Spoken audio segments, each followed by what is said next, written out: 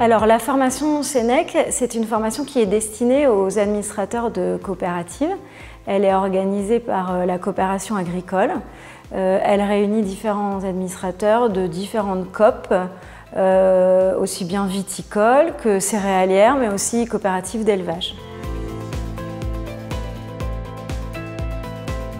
Il y a 8 modules de 3 jours. La formation est dispensée à l'ESSEC, c'est une école de commerce de Paris.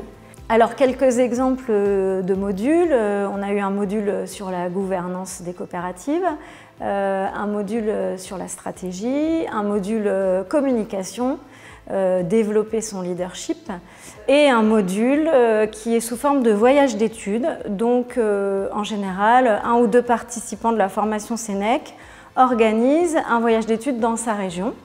Donc cette année, ça se passe chez nous, dans le Nord-Est. Donc c'est pour moi l'occasion de faire visiter ma région, de faire découvrir ma coopérative aux autres participants Sénèque.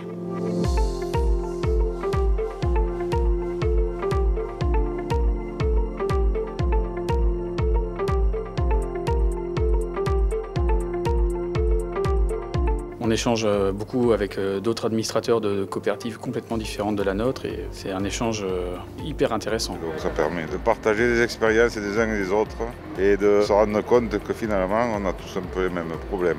Ces rencontres sont elles aussi très enrichissantes, aussi bien sur le plan personnel que professionnel. Le fait d'avoir dans la même formation des agriculteurs qui viennent d'horizons variés, avec des formations diverses, mais également des productions, soit sur leur ferme, soit dans leur coopérative, des productions fortement différentes, eh bien cela permet un brassage, d'une part, et cela permet également la constitution d'un réseau. Je crois que quand on est administrateur d'une coopérative, on ne peut pas juste se focaliser sur sa région, sur son conseil d'administration, sur ses cadres. Non, il faut aussi avoir une ouverture.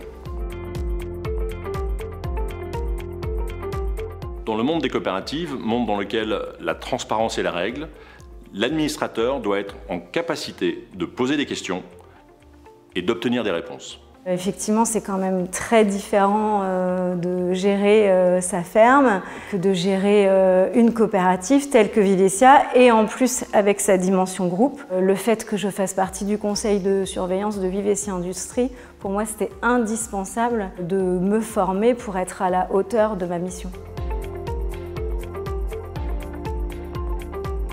Vivessia a pour objectif de former également en continu l'ensemble de son conseil d'administration. C'est pour ça que nous avons augmenté le budget et que nous souhaitons diversifier nos formations, comme l'animation des conseils de section par exemple, ou les formations sur la relation entre un administrateur et un cadre. La volonté chez Vivessia, c'est qu'au fil du temps, tous les administrateurs soient formés.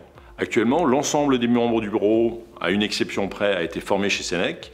Et nous avons également la même règle de formation obligatoire pour les membres du conseil d'administration qui nous représentent soit au conseil de surveillance, soit au sein du SICOM, qui est le commandité de Vivessia Industrie.